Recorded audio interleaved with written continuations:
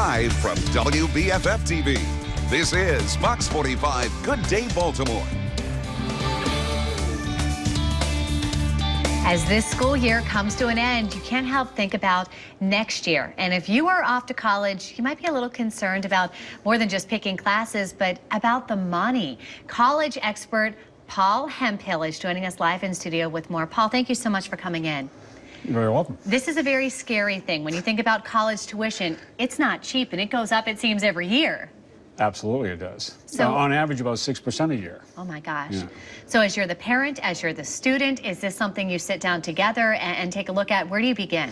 Well, the first question you need to ask is, I always ask each of my new clients, what is the maximum amount of money that you're willing to spend out of pocket each year to send your kid to college?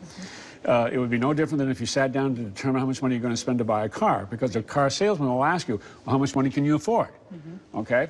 So use that same question, and if you come to the conclusion that, well, we can only afford maybe $1,500 a month, okay, so that's $18,000 a year. Right. So what happens, you go on to a college website like collegeprowler.com, and you put in your figure of $18,000, then up comes a list of all the schools in the country that you can afford to spend $18,000 on, and so you give that list to your students and say, okay, do your research, pick one, we'll support you all the way, and that is the quickest, fastest, most efficient way to determine that you can afford a college education and where you can go, and it takes seconds to do it. What if there's a college that your child really wants to go to that is a little above that number? Are there still ways to make that work? There are ways. In fact, I would put aside anywhere from $1,500 to $2,000 to hire a private SAT tutor, because what happens in that case is that you want to be sure that that tutor can get those scores up by at least another 200 points. So you apply to a college that where your kid's SAT scores are at least 100 points higher.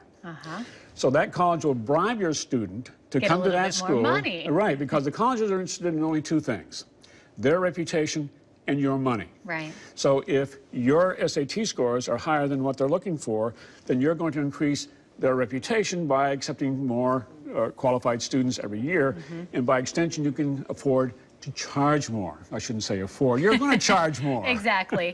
Let's say, obviously, planning ahead is going to be the best bet no matter what, but if you're going to college next year, you're still going to make ends meet. You're still going to make this work. How much debt is okay to go into when you're preparing? One of the things I always like to say at least I said to my sons, and parents, you want to be paying really close attention to this one, because this is a life lesson that no college economics professor is ever going to teach your child.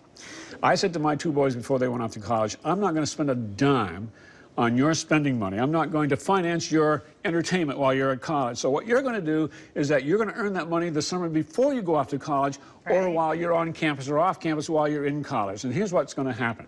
You're going to teach yourself, I'm going to force you to teach yourself to economize, how to budget your money, how to not to spend it on frivolous expenses, and at the end, you're going to be able to put on a resume that you have 4 years of money management experience. It's only going to help you. Tough love there, Paul. Thank you very much. If you guys want to learn more, log on to foxbaltimore.com/morning.